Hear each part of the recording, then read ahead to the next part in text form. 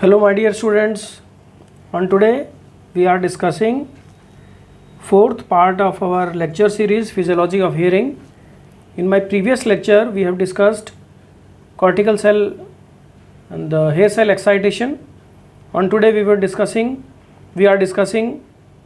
different potential recorded from ear as well as auditory pathway. So let us discuss first the different potential recorded from ear. These are the potentials which we can record from ear. Number 1, endocochlear potential, cochlear microphonic potential, number 3, resting potential, and number 4, action potential. Number 3 and number 4 you are familiar very well, as I have discussed the generation of action potential in my previous lecture in inner hair cell excitation. So let us discuss one by one. First we will take endocochlear potential. Endocochlear potential is a potential difference of plus 80 millivolt which exists between endolymph and perilymph, which is positively inside scala media due to high potassium ion secreted by stria vascularis. Means in the endolymph you all are knowing very well that it contains huge amount of potassium which is secreted and maintained by stria vascularis. Because of that, the endolymph is having plus 80 millivolt potential in reference to perilymph. So thus this 80 millivolt potential in reference to perilymph is called endocochlear potential. Now source of endocochlear potential is stria vascularis, which is highly vascularized tissue which covers the lateral wall of scala media. The characteristic feature of cells of stria vascularis which contribute to high potassium ion concentration are means the stria vascularis contains high concentration of sodium potassium ATPase. With the help of energy it actively pumps potassium ion, as well as there are presence of unique electrogenic potassium pump which pumps potassium against the concentration also, and as a result of which stria vascularis is capable to secrete huge amount of potassium in endolymph in scala media. This is scala media. In scala media, the margin side, the lateral margin is called stria vascularis, highly vascularized structure. This stria vascularis is basically responsible for secretion as well as maintenance of potassium ion concentration in endolymph. In the stria vascularis, if you see the detailed structure, there are 3 layers of cell. From the outer side, cells are basal cell, then intermediate cell and marginal cell, in which the intermediate cells are very important, which are able to secrete potassium ion against the concentration gradient. And from the marginal cells also, the accumulated potassium are now secreted in endolymph, as a result of which potassium channels intermediate cell generate endocochlear potential, as a result of which huge amount of potassium is there present in potassium in scala media in reference to perilymph, and the net positive potential recorded will be plus 80 millivolt in scala media, which is called endocochlear potential. So how the circulation of potassium takes place? From stria vascularis, potassium ions are secreted in endolymph, and at the time of depolarization potassium enters into hair cells, and from hair cells after the completion of depolarization it goes into the neighboring cells, and there are huge amount of gap junctions are present. So the potassium ion now transferred from cell by cell and then finally enters again into the stria vascularis, again goes into endolymph. So there is a potassium, you can say potassium recirculation takes place with the help of stria vascularis. So endocochlear potential, what is the importance of endocochlear potential? The hair cell itself is having negative intracellular potential of minus 70 millivolt. These hair cells are having itself is having minus 70 millivolt potential, and endolymph is having plus 80 millivolt potential, which is called endocochlear potential. So the difference between the resting potential of hair cell versus the endolymph is minus 150 millivolt, and that mainly because of the difference. The difference is huge. Endolymph is plus 80 and cell is having minus 70. So difference is minus 150 millivolt. So what is the advantage of this huge difference? This high electrical potential difference at the tip of stereocilia,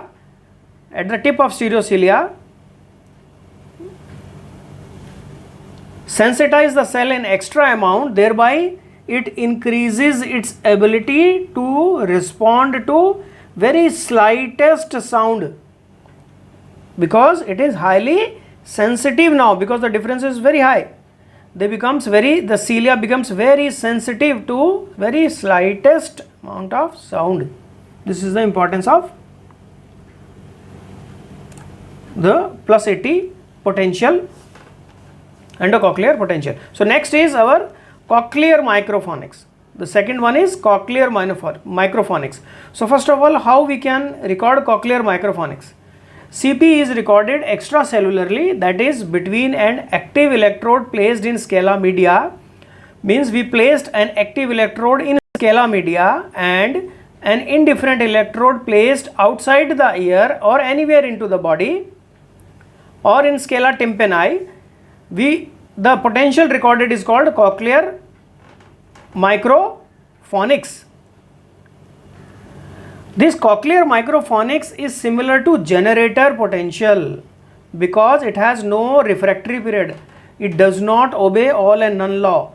It is resistant to ischemia and it is resistant to anesthesia, and this is a type of an alternate current type of potential. What is name? Name is cochlear microphonics. Now the explanation of cochlear microphonics. How it is produced and which cell are basically responsible for production of cochlear microphonics. The ear not only does receive sound, it also generates them. Short click sound triggers an echo, a brief vibration of tympanic membrane that far outlast the click, means at the end of click still this vibration lasts. Such acoustic emissions are called cochlear microphonics, which are developed inside the ear and which occur spontaneously. The origin point of these cochlear microphonics are outer hair cells. Now third potential is resting potential of hair cell. This is already I have discussed in the endocochlear in my previous slide, that the resting membrane potential of hair cell is minus 70 millivolt. So in respect of perilymph, it is minus 70 millivolt, which is called resting potential. Now lastly, fourth one is action potential. Action potential we have discussed under the heading of our previous lecture. In that we have discussed excitation of hair cells. So in action potential, I am repeating this thing. Action potential is produced by depolarization of hair cell, which in turn release glutamate. Glutamate is a neurotransmitter which initiate depolarization of neuron and generation of action potential. Initially there is local potential develops, but then after there is summation takes place and action potential is produced. So once action potential is produced, it shows refractory period and it obeys all and none law. The mechanism of depolarization in the hair cell we have discussed. In this way, if the cilia are bending towards the longest one, causes depolarization, causes opening up of mechanically gated potassium channels. Potassium starts entering into the cell, leads to development of local potential. Then once it reaches to the threshold, calcium channels are open, calcium starts entering and it causes release of vesicles which are filled with glutamate. Vesicles fuses with the margin, and then glutamate neurotransmitter is released, and that neurotransmitter binds to its receptor over neuron, and action potential is produced at post synaptic membrane. This is the mechanism of development of action potential with the help of glutamate. Now next is auditory pathway. So auditory pathway, it begins from the cochlear nerve, from spiral ganglion, and then it terminates over the auditory cortex, area number 41 and 42. So let us discuss one by one auditory pathway, how it begins. The nerve fiber from the spiral ganglion of organ of Corti, this is our section of cochlea taken at one place. The outer is scala vestibuli, this is scala tympani, and middle is scala media, and this is basilar membrane. Over that there is organ of Corti is lying, and from organ of Corti inner hair cell and outer hair cells are there, and from there the nerve fibers coming out and they terminate over spiral ganglia. These fibers are basically the peripheral process of spiral ganglia, and from spiral ganglia the central process coming out, and which are carried via cochlear nerve towards the brain. Now first, these cochlear nerves, they terminate over dorsal and ventral cochlear nuclei. Because we are discussing the pathway, so we will take things one by one. So after spiral ganglia, cochlear nerve terminates over its nuclei. There are two nuclei of cochlear nerve are present, dorsal cochlear nuclei and ventral cochlear nuclei, which are present at the junction of pons and medulla or pontomedullary junction. So this is cochlear nerve which terminates over its nuclei, dorsal cochlear nuclei and ventral cochlear nuclei. Okay. So at this point all the fiber now synapses at dorsal cochlear nuclei and ventral cochlear nuclei. This is of left ear and this is of right ear. So from right ear cochlear nerve also arrives, which terminates over their respective dorsal and ventral cochlear nuclei.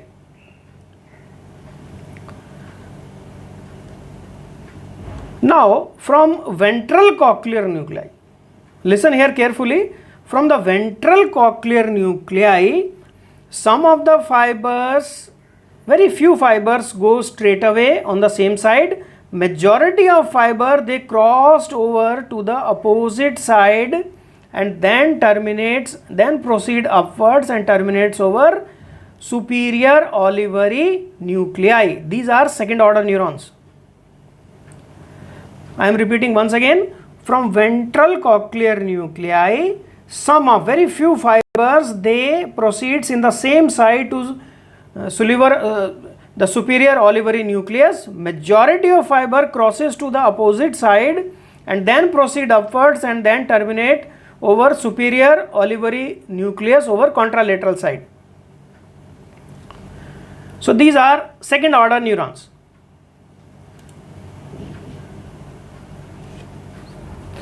So some second order neuron fiber also passes over superior olivary nucleus on the same side. This one.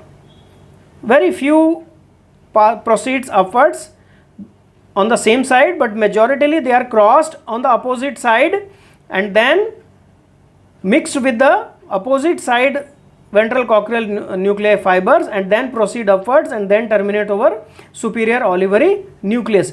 This crossing over is called as trapezoid commissure or trapezoid body.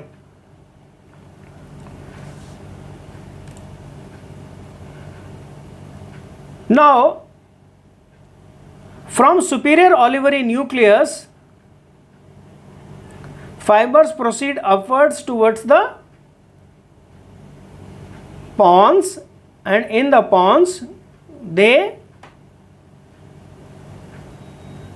terminate over inferior colliculi. Now the fibers which comes from dorsal cochlear nucleus, which are still not there is no crossing over takes place in these dorsal cochlear nuclei fibers, they proceed upwards in the same side. Now they fuses with these fibers which are coming from superior olivary nucleus, they fuses with the fibers which are coming from dorsal cochlear nucleus. Both these fibers, they fuses and form lateral lemniscus. Lemniscus are the flattened white bundle present in the CNS, compressed like a ribbon. So this is lateral lemniscus which terminates over inferior colliculi, and these are third order neurons.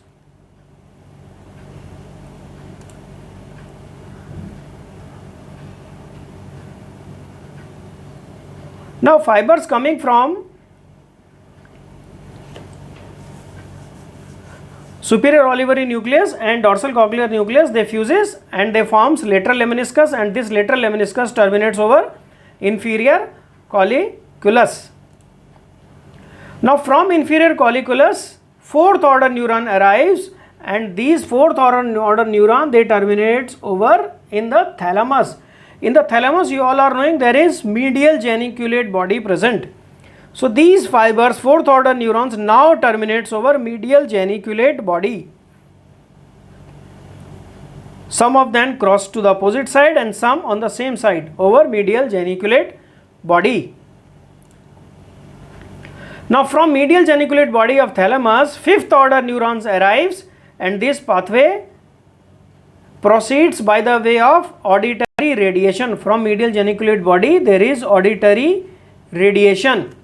Auditory radiation from medial geniculate body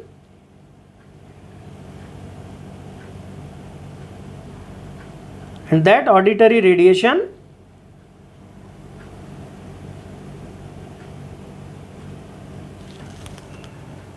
terminates over auditory cortex or area 41,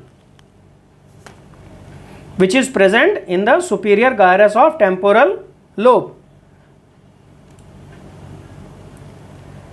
Now nerve impulse finally reaches to auditory cortex. In the auditory cortex,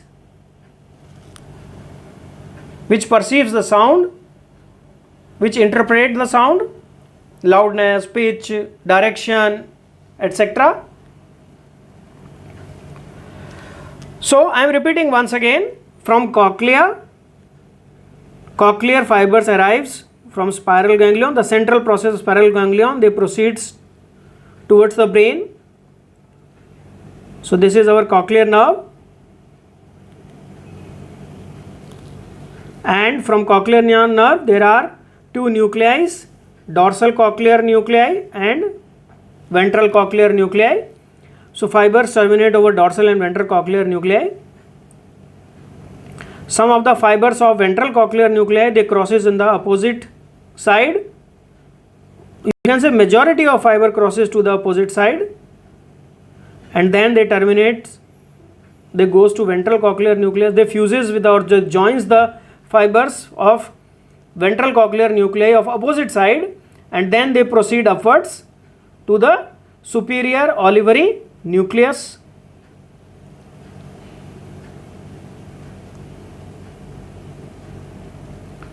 And the dorsal cochlear nuclei, they fiber goes directly to the inferior colliculi. Some of the now the fibers from superior olivary nucleus also joins these fibers and forms a bundle which is called lateral lemniscus. Lateral lemniscus. And from inferior colliculi, fiber goes to medial geniculate body of thalamus, and from medial geniculate body of thalamus, fibers goes to the auditory cortex in the auditory radiations. in the form of auditory radiations. This is our auditory pathway explained in very simple way. You can remember all these things by simply knowing a formula, ECOLIMA, ecolima. If you can remember this, 8th cranial nerve, that is cochlear nerve, they terminate over cochlear nuclei, then superior olivary nucleus, then lateral lemniscus, then inferior colliculi, then medial geniculate body, then auditory cortex, area 41-42, present in superior temporal gyrus. So you can remember the sequence. There is a simple formula, ecolima. Okay. Now some important features of this auditory pathway. The signals from both ears are transmitted through the pathway to both sides of brain. Means both of ear are transmitted pathway to the both side of brain. It is not ipsilateral. It doesn't mean that left ear, the fibers arise from left ear, terminates on left side of auditory cord. No, it doesn't like this, because there is lot of crisscross or crossing takes place in between. The majority of there are three places in the brain there where crossing over takes place between two pathways on the two sides, left and right, at trapezoid body, and then between two lateral lemnisci, nuclei of lateral lemnisci, and the commissure connecting the two inferior colliculi. In between these three places, basically these are the three major places where the crossing over takes place. As a result of which, if there is a damage takes place after cochlear nuclei, there is no ipsilateral loss of hearing. Person is able to hear things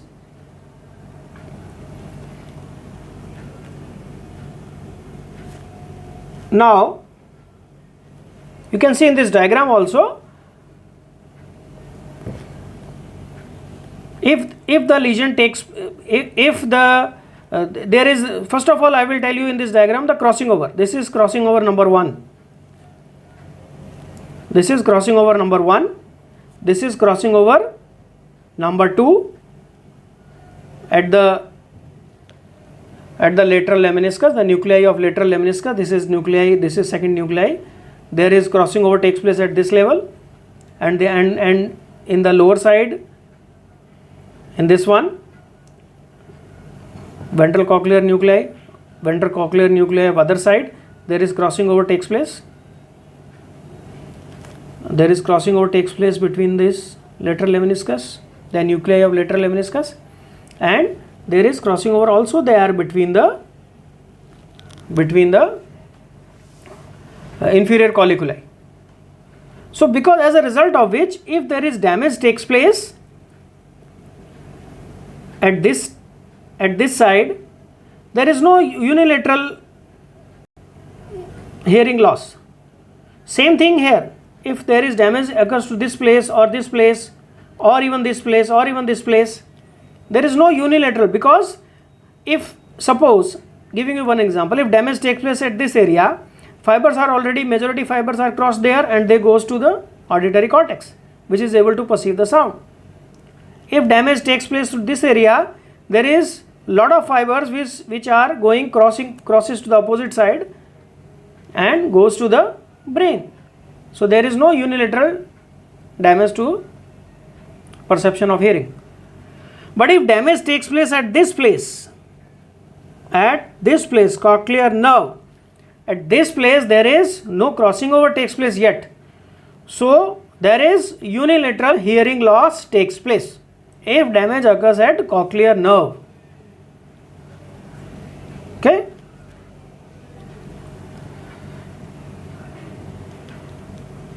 So many collateral fibers from auditory tract passes directly into the reticular activating system. This is again a very important point. Some many collateral fibers from auditory tract passes into RAS, reticular activating system, which is related with our sleep and arousal, which shows the activity of arousal during the loud sound or very noisy environment.